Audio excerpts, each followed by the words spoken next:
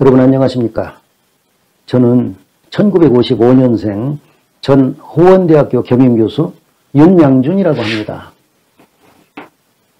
어려서부터 한자 한문을 좋아해온 제가 지금껏 조금씩 쌓아온 한문 지식을 여러분과 함께 나누면 좋겠다는 생각에 이렇게 한문 강좌를 개설하게 됐습니다. 우선 고사성어로부터 시작을 해볼까 하는데요. 이 고사성어를 정신건강, 인간관계, 리더십, 주인의식, 자신감, 인생 이모작, 세상살이 이렇게 7분야로 나누어서 이 분야에 관련된 성어를 강의할까 합니다. 이 고사성어 강좌가 어느 정도 마무리되면요. 드넓은 한자어, 한문의 세계를 재미있게 유람하려고 합니다. 이 유람길을 여러분께서 저와 동행해 주신다면 저로서는 무한한 영광이 되겠습니다. 그리고 여러분께는 더 없는 적선이요, 더 없는 적덕이 되리라고 믿습니다. 저는 역전의 명수로 이름이 널리 알려진 고등학교 야구의 명문 군산 상구를 나와서 은행에 가서 23년여 일하고 43살에 명예퇴직을 했습니다. 은행에 남을까, 은행을 나갈까에 대한 제 나름의 기준이 있었는데요. 10년이나 20년 후에 은행을 나오기를 잘했다고 할 것인가, 남기를 잘했다고 할 것인가, 이거였습니다. 일단 은행을 그만두기로 결심을 하고 나니까 정말 그렇게도 간절하게 퇴직이 하고 싶어지더라고요. 관두고 나서 평소에 일본과 일본 사람들에 대한 호기심이 많았기 때문에 그 호기심을 풀기 위해서 전주대학교에 가서 조카 같은 대학생들하고 일본어를 공부했습니다. 전북대학교 대학원에 가서 석박사 과정을 수료하고 일본 구르메 대학교에 연구생으로 가서 1년 동안이지만 일본 사회를 들여다볼 기회를 갖기도 했습니다. 또 전주대학교 대학원에 가서 한문을 공부해서 석사과정을 마치기도 했습니다. 전주에서 한문학원을 운영하면서 전북대, 전주대, 군산대, 호원대에서 일본어하고 한문을 10여 년 강의했고요. 전주 비전 원격평생교육원에서 고사성어 지도사 과정이라는 강좌를 맡아서 한 적도 있습니다. 상구에 은행을 댕긴 사람이 한문 강좌를 한다니 의아하시지요? 네, 이런 독특한 사람도 있구나 정도로 봐주십시오. 중불나게도 저는 평범한 것,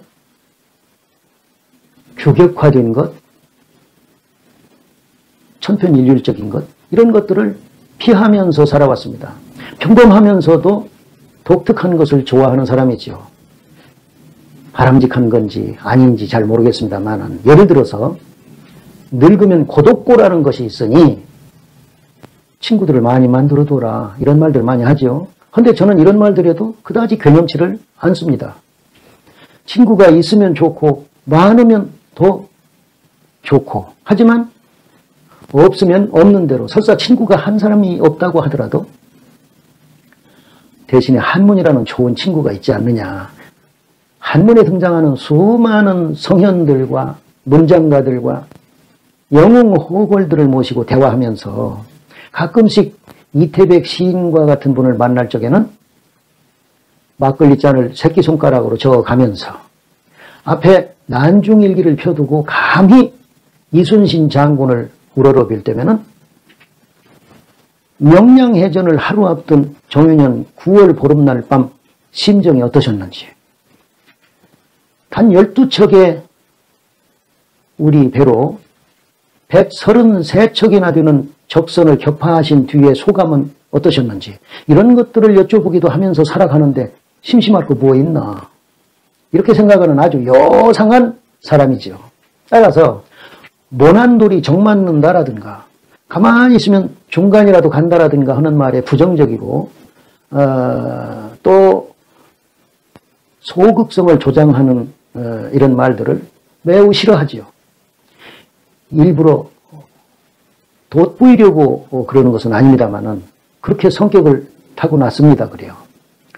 지금은요, 누구든지 자신 있는 분야나 자신의 장기를 유튜브나 블로그 같은 것을 통해서 세상에 드러낼 수 있으니 이런 세상이 참 좋지 않습니까? 고희를 눈앞에 둔 저도 좋아하는 한문을 들고서 유튜브를 통해서 이렇게 여러분들을 뵙게 됐는데 이 자체로 저는 기쁘고 고맙게 생각합니다. 정성을 다해서 여러분들의 사랑을 받는 기적이 일어나기를 소망하면서 이 강의에 임하고자 합니다. 오늘 첫 강좌에 뭔가 절실히 필요한 사람에게 필요한 도움을 준다, 이런 뜻을 가진 성어 설중송탄을 뽑아왔습니다. 설중송탄. 설중송.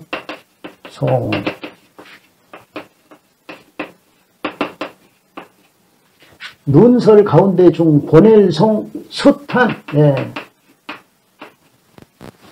눈 속에 숯을 보내준다. 즉 눈에 고립되어 있는 백성들에게 숯, 그러니까 땔감을 보내준다, 이런 말입니다.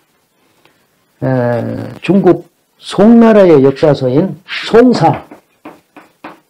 송사에 나오는 기사입니다.